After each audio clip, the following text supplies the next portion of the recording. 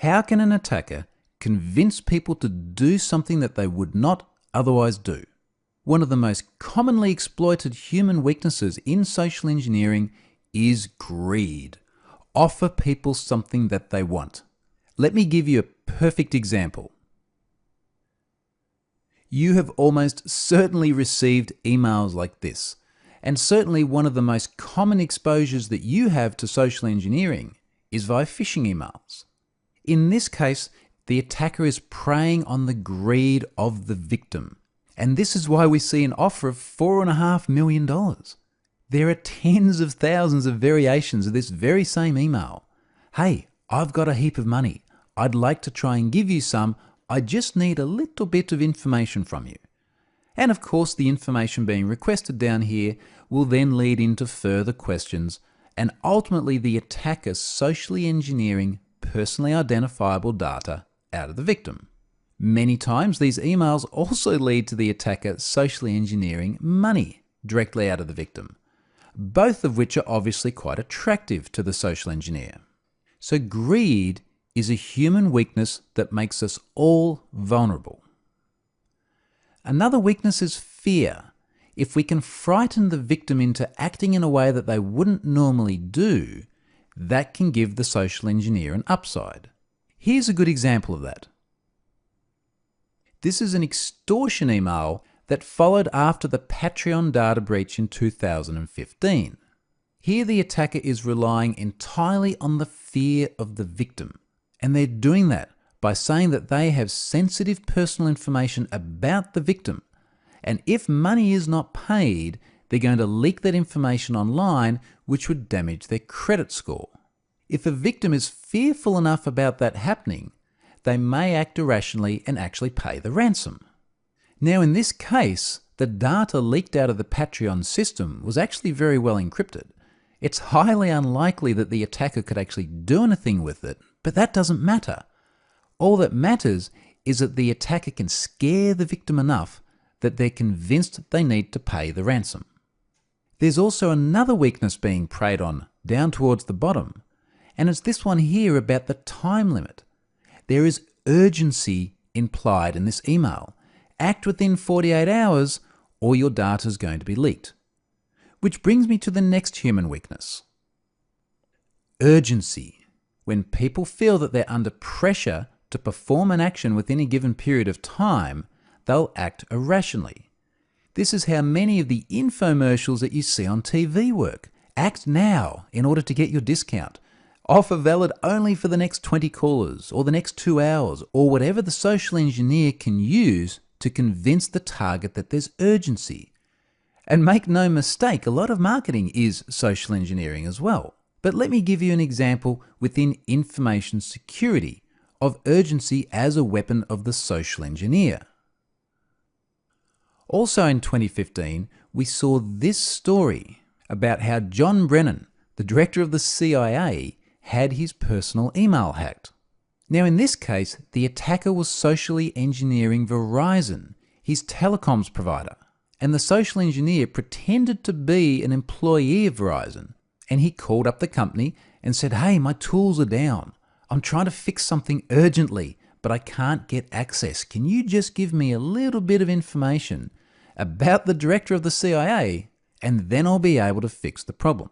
So the attacker implied urgency in order to get the Verizon worker to behave in a way that was almost certainly against their better judgment. Another human weakness we often see exploited in social engineering attacks is curiosity. The saying goes that curiosity killed the cat, and it's that same behavior that gets humans into trouble when they're being socially engineered. For example, this Facebook post. I wrote about this back in 2012, and it's a classic clickjacking scam. I saw this appear on my timeline because a friend of mine had liked the link. It was out of character for them, so I did some further investigation. And what's happening here is we've got a story that makes people curious. We often see this style of bait headlines or bait advertising. And you'll see things like, you wouldn't believe what happened next, or try this one unique trick, something that makes people curious enough to click through. In this particular case, once you clicked through and tried to play the video to see what the girl was actually doing, it used a clickjacking vulnerability within Facebook to cause you to like the post. And of course, once you like a post on Facebook, your friends see that you like the post. And then they take a look at it, and then their friends see that they liked the post. And the whole thing propagates. Even my mother-in-law fell for this one. And I don't think it's that she was genuinely interested in the content of the story, but she was curious. And curiosity will get people to do all sorts of things that they wouldn't normally do. Another human weakness is sympathy. Now, we might not often think of sympathy as being a weakness, but it is a behavior that can be exploited via a social engineer. Let me give you an example. This is one variation of a scam that's been going for a very long time now.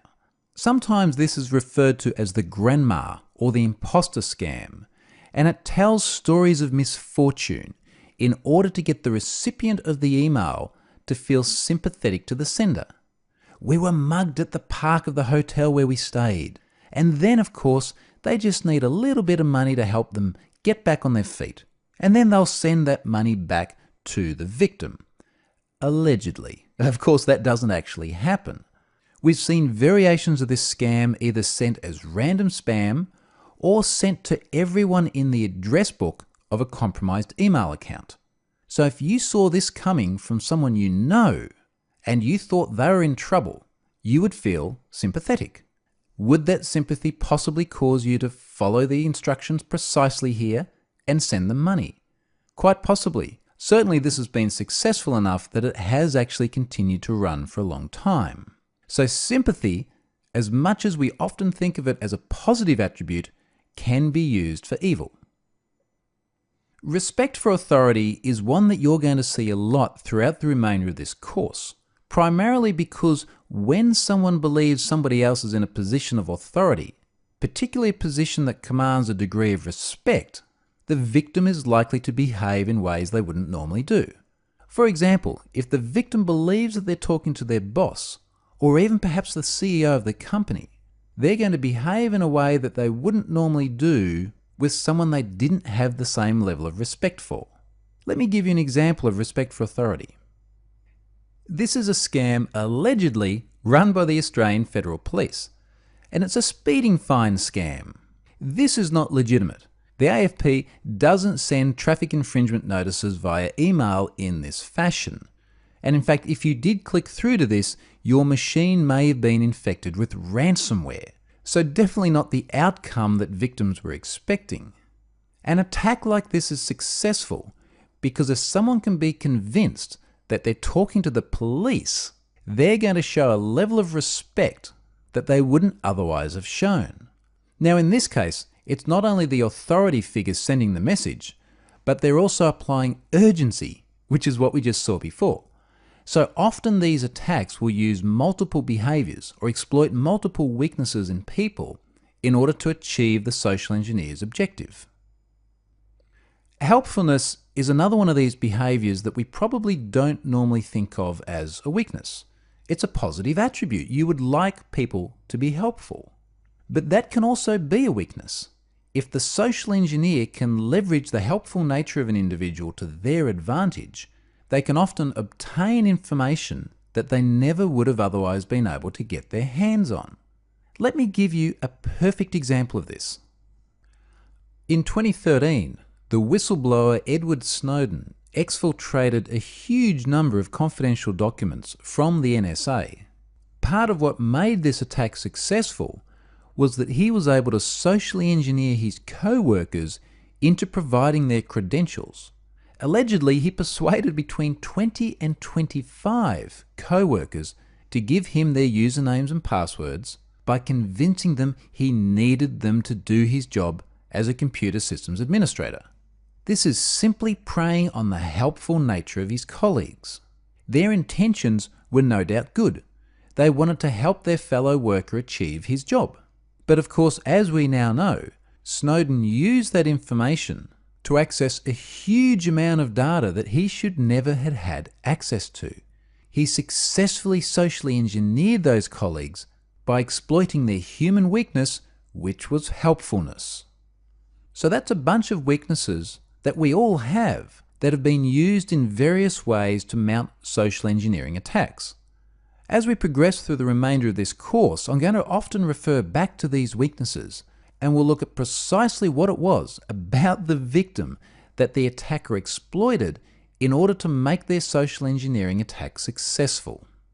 Let's now move on and have a look at a couple of different types of social engineering attack.